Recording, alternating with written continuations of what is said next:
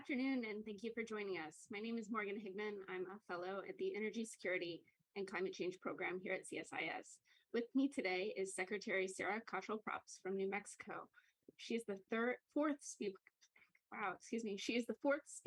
in our 4-state leadership series that we posted over the course of this week. If you haven't heard our conversations from Illinois, Massachusetts, and Oregon, I would encourage you to go to the CSIS website and watch those conversations when you have a moment. In the meantime, we're excited to hear from Secretary Cottrell Propst. She was appointed by New Mexico's Governor Grisham to serve as Cabinet Secretary of the Energy, Minerals, and Natural Resources Department in 2019. From 2012 to 2018, the Secretary served as the Executive Director of the Interwest Energy Alliance, a nonprofit trade association representing renewable energy companies in the West. She's also the founder of Propst Consulting, LLC, where she specialized in energy and environmental policy. Prior to that, she served as Deputy Cabinet Secretary of the New Mexico Environment Department and an energy and environmental policy advisor under New Mexico Governor Bill Richardson. Secretary Cottrell Propst holds a Master's of Public Affairs from Princeton University's School of Public and International Affairs with a concentration in science, technology, and environmental policy. Thank you so much for joining us, Secretary Cottrell Propst. As you know, this speaker series is part of our Clean Resilient States initiative, which is funded by the Sloan Foundation. We really appreciate their support. Within this work, we've been looking at how states are working to promote emissions reductions, economic development, and energy resilience, either all together or bit by bit. Could we begin this conversation with sort of an overview of some of New Mexico's sort of legislative and executive goals in these areas? Sure. Thank you so much for having me. It's nice to be with you all and to meet you. So New Mexico is doing a lot of really exciting things on climate. I have the honor and the privilege to co-chair Governor Michelle Lujan Grisham's Climate Change Task Force along with the Environment Secretary. And New Mexico, just to give you a sense of where we sit, our best data is for 2018. We produced approximately 113.6 million metric tons of greenhouse gases that year. Our goal that the governor set in an executive order in 2019, consistent with the Paris Accords, is to be 41.5 million metric tons by 2030, which is a 45% reduction from 2005 levels. And then she also wants to see us achieve net zero or better by 2050. So we've made a lot of progress, as you mentioned, since then, both on the regulatory and on the legislative fronts. We have policies that are in place are going to reduce emissions by about 31 million metric tons by 2030. We have some other policies that are planned, and I'm going to talk about what some of these are, but they will reduce by an additional 17.3 million metric tons. But that still leaves us a very humbling gap of over 16 million metric tons that we have to find which sectors and which strategies are going to get us there. So I'm really proud of the progress that we've made, but I also want to be really humble about the fact that we have a lot more work to do, and it's going to be really tricky. My department is the Energy, Minerals, and Natural Resources Department in the state of New Mexico, and we focus on mining, oil and gas regulation, clean energy, resource management, forestry, and state parks. So we have a lot of direct roles at the department on reducing emissions, but also we have this convening authority with the Climate Change Task Force. In the energy sector, in 2019, we passed an Energy Transition Act for the electric sector, which is going to reduce emissions and also increase renewable energy deployment in the state. 80% by 2040 for our utilities, and 100% zero carbon by 2045, as long as safety, reliability, and impacts to customer bills are considered. And then the rural electric co-ops, of which we have many in New Mexico, have similar trajectories. They have about 5 more years to reach that zero carbon goal. We've also backed that up the next year with a Grid Modernization Act that both puts funding and some additional regulatory authorities to the utilities to modernize the grid and do the things that they're going to need to do to put 80% renewables on the grid and zero carbon resources. So that's been really popular and really exciting. And then we have a solar market development tax credit that encourages homes and businesses to put rooftop solar or distributed solar around the state. It's been wildly popular. We hit our $8 million a year cap last year and raised it to 12 for next year. So it's really working. We have a Community Solar Act that passed in 2021, and we can talk more about that when we talk about equity. So electric sector emissions alone are down over 40% in New Mexico from the 2005 levels. So a lot of progress there, but we also have progress, and we can maybe talk more about this as we go on oil and gas and on transportation and some other sectors too. But I wanted to note that we've had a lot of legislative success on the electric sector, because it was at one time our number 2 sector behind oil and gas. Now it's number 3 because of the progress that we've made.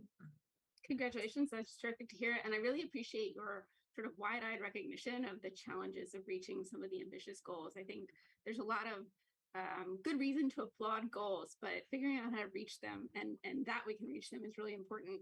And when we think about climate action, I think for New Mexico in particular, I think about the economic sort of development challenges. There's a lot of state revenue tied up in fossil fuels. And actually, there's a New York Times article about that this morning. I wondered if you could think about how you are supporting economic development and opportunity as your state transitions away from some of these more carbon-intensive resources. It's a great question. And it's one we wrestle with every single day in New Mexico. We're the number 2 onshore producer of oil and gas, in America. And so we have a big challenge there. Our per capita emissions are high because of the oil and gas production that we have in the state. And it's a huge source of revenues for the state. So what do you do about that? How do you be an oil and gas state and also reduce emissions? So what we did was we've spent the last few years working with the industry, working with NGOs, working with communities on a set of rules, some promulgated by my department and some promulgated by the Environment Department, that work together to reduce emissions from oil and gas. So the rules in our oil conservation division at EMNERD are, they require a 98% gas capture by the end of 2026, and they ban routine venting and flaring. And we've worked with the industry on so many of the details. Not going to say it was easy, but we did it the right way, and they have not been challenged in court. I'm really proud of that, because it means the industry thinks that they can meet them, that environmentalists think that they're strong enough, and that we've hit a spot where we're gonna succeed in bringing down the emissions. So we're implementing those right now. The Environment Department has ozone precursor rules in place that will sort of belt and suspenders with our overall cap that our department did. So those rules work in concert, and we think that they're national models that EPA and the BLM, Department of the Interior, should look at when they're looking at what should happen nationally to level the playing field. So that's important. We knew we can't meet our goals in New Mexico if we don't tackle oil and gas sector emissions. But broader than that, we are working really hard to diversify the economy, and legislation was passed a couple of years ago in New Mexico that set in statute a sustainable economy task force that our economic development department has brought together. And that group is working also on a number of strategies for growing the economy in ways that also help us meet our climate goals. And we've attracted some companies that want to locate in New Mexico because of our world-class renewables. Their business model has nothing to do with renewable energy. They just want good, affordable, clean power. And so we're pursuing those kinds of opportunities.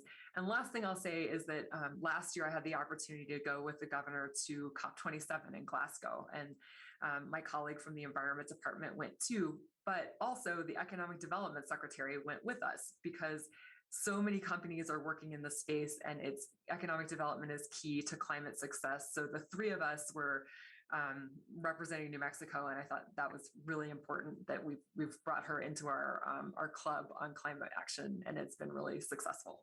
It sounds like it's been successful, and I think it's a really important ingredient for ensuring sort of the longevity of some of these climate commitments. When you think about your economic development goals, what kind of progress indicators are you keeping track of or developing?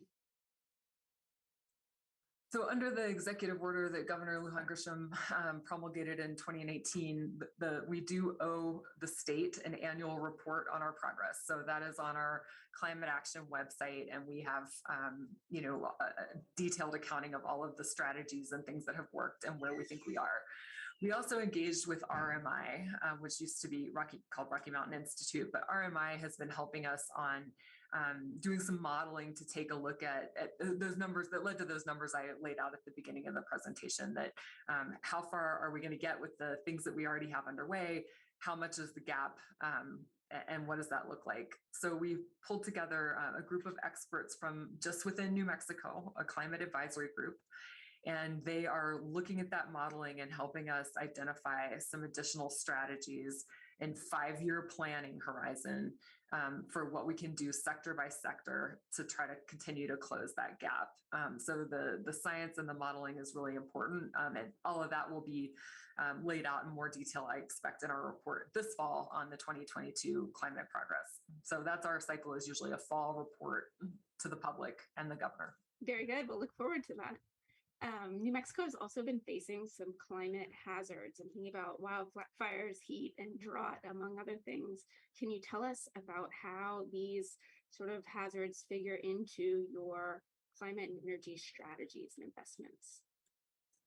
Sure, you don't have to look very far in New Mexico to see the impacts of climate change and how they're all of the predictions that climate scientists have been telling us for years: hotter, drier, more frequent and intense wildfires. Those are all things that we are living every single day in New Mexico, which is an incredibly beautiful, wonderful state. But we just experienced the largest wildfire in the state's history this year.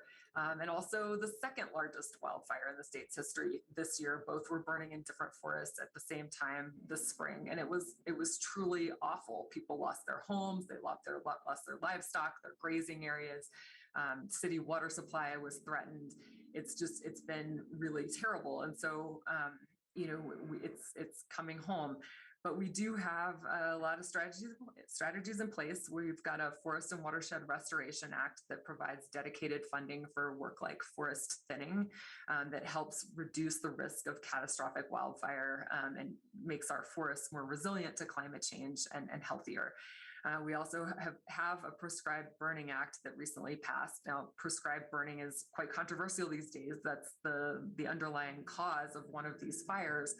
But if it's done right, it can be an important tool. We had a big wildfire last year that we were able to stop from hitting the Santa Fe ski basin area and watershed area, because we were able to use a previous prescribed burn scar and stop the really dangerous fire at that boundary. So we're working on those kinds of things. We have a healthy soils program at our Department of Agriculture. Just a lot of different strategies related to water and forest health. And a lot of that, it requires funding. And so some of that's coming from the state. There's some really good opportunities in the bipartisan infrastructure law. So we're going to keep doubling down on those kinds of strategies to try to make our state more resilient to the things that we can't stop. That's great to hear. One of the things that I really appreciate about your climate and energy strategy is how well it articulates the intersection of natural resources, as well as energy and emissions and economic development. I think that's really a highlight of your state's work. When you think about some of these climate hazards and your grid modernization activities, what do you think are the priorities for enhancing resilience in the energy sector, and thinking particularly around electricity generation, but maybe other areas, electric vehicles and new clean energy resources that you're bringing online? A lot of different things. One is that we're working on with utilities on their rights of way, trying to make sure that those are cleared and protected from starting fires. So that's something that we are putting some funding into, and the utilities are working on. For grid modernization, the first grant that we were able to give under the Grid Modernization Act was to the city of Albuquerque, and they built and invested in this data solution to get really good visibility into their electricity use across all of the city facilities, everything from the airport to the zoo to office buildings. And they found a lot of areas where there were issues and problems that they could tighten up, save taxpayer money, and also save energy. And so that's a really cool tool. It's called the Brain that they developed, and it's publicly available on their website. And we hope that more cities and counties will look at that and also come and apply for grant funding as it's available for these kinds of projects, because they know what they need. They're local. It's very immediate, rather than us coming up with a bunch of things. We also put together with the University of New Mexico a climate risk map, so the public can go and look at their community and see what the layers of climate risks are to their community. And that's another way of looking at environmental justice, looking at threats, and in a publicly available tool that's available to local leaders as well. I'm familiar with that map. It's a great resource. It does a good job highlighting some of the vulnerable sort of communities across New Mexico. And I think vulnerability is a topic that I think a lot about when we talk about resilience and economic development a lot. Could you talk about some of the equity and environmental justice and maybe just transitions priorities within your climate and energy work? We worked over the last year with a group of New Mexico residents on a set of climate equity principles that are an overlay on every single state agency's climate work. You know, any rulemaking, any initiative, we ask that the agencies really incorporate the climate equity principles as they set out to do whatever it is that they're doing on climate, and that's been really useful. We've started implementing it here at my department. And it really puts front and center those considerations that need to be thought about, not on the back end, but on the front end of our climate actions. So that's a big one. I also wanted to note that in our Community Solar Act legislation that was passed last year, it provides access to community solar for folks who can't afford or otherwise choose to have rooftop solar. So in and of itself, that's useful, but it goes one step further. And it also has a component guaranteeing that each project needs to have a 30% capacity carve out for low-income customers and service organizations. So the act is sort of gets at accessibility two ways and really doubles down and puts the onus on the project developers to make sure that they are in fact developing equitable and providing access to folks around the state. So those are a couple of examples of things that we've done in that space. Very good. I want to highlight the just transitions piece because I think that's particularly important given your state's vast fossil resource reserve. Could you talk about specific plans for sort of that group within your state and ways that they might benefit from your new climate and energy strategies? One of the things that we did in the Energy Transition Act is to require that the bonding, that the securitization that the utility was going to do to exit the coal plant and transition to clean energy, that there be funding available through 3 different state agencies to address related but different pieces of the energy transition. One is for affected workers, of course, need transition funding to help retrain or otherwise be secure as their coal plant job goes away.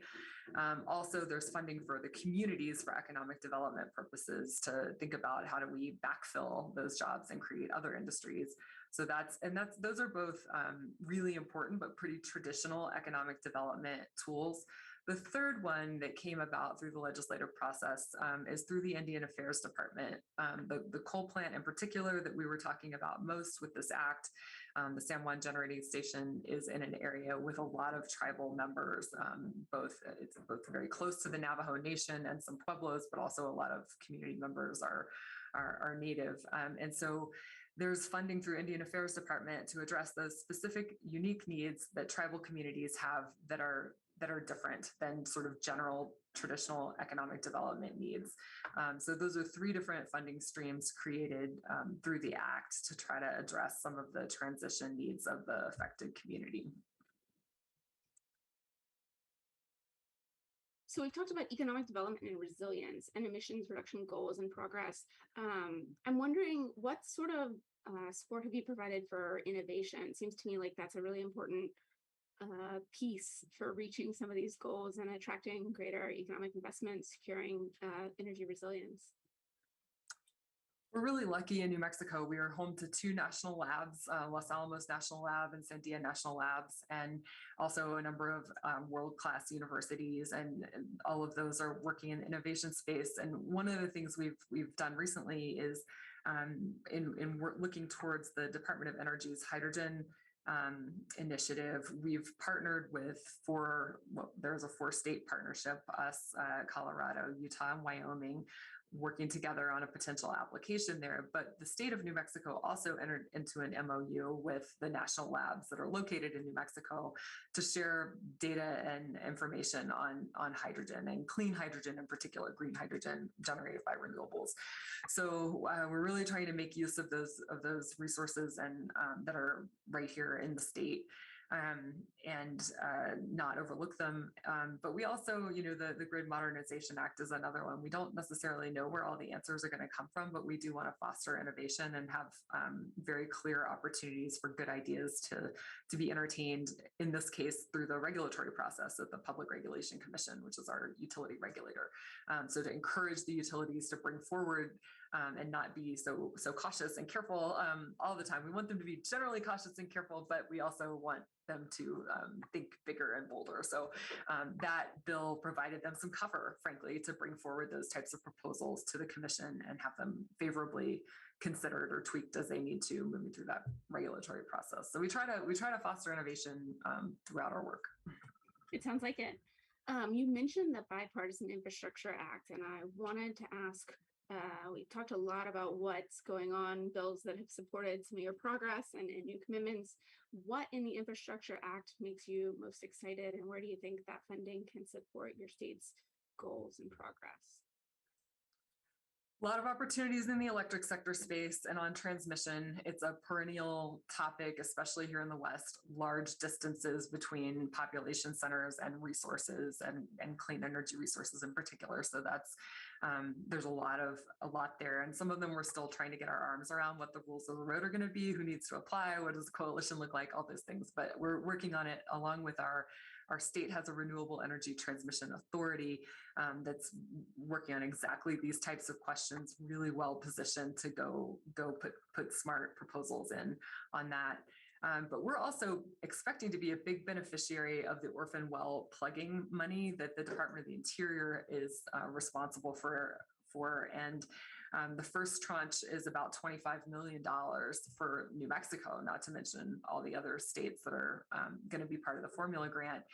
And I mean, we have 60,000 wells in the state now, not to mention all of the orphan wells and legacy wells since the 20s and 30s when the industry started in the state. So a lot of orphan wells to clean up, and this will enable us to put people to work, local companies doing that reclamation work, protect the environment along the way, and really clear a backlog that's been, we have annual funding from the state and existing program to do this work, but this will, we'll have orders of magnitude more success if we can just pump this money into the economy and plug and reclaim these sites. So we're really looking forward to working with the federal government on that too. That sounds great. We're about to run out of time. I wondered, as a last question, you've talked a lot about strategies to engage industry, and I wondered if you could just wax philosophical a little bit on lessons learned from that as a policy leader, and as someone who previously worked maybe on the nonprofit side of things. What do you think works? Where do you think there's the most room for progress in sort of state-private or public-private partnerships? We, I think, meeting early and often, we had, with the methane rules for reducing methane emissions in the state, we had a technical advisory group that we pulled together. We called it the MAP, the Methane Advisory Panel, and it was representatives of industry, representatives of experts from universities, experts from the NGO sector, and then along with state government. And the group was advisory. They did a series of white papers, really hammered out a lot of, and got common ground on a lot of technical components of what we were trying to do, kind of taking some of the political out of it, really focusing on the best science, best technology, and data and information. That was an incredibly important, it was time consuming and so expensive in that way, but really important on a rulemaking of that magnitude to take the time and get on the same page about some of the underlying pieces. So that was one part of the success there. The other part was, we did a ton of engagement. Some were big public meetings where anyone was invited, and we were up on a stage talking about our authorities and what we intended to do and answering questions and getting feedback from the public. That was important, but we also didn't turn down very many other meetings and just tried to work through, rather than taking a posture of, well, you have one opportunity to comment and that's it, and then we're going to close the door and public comment's over, and then we move on to our rulemaking.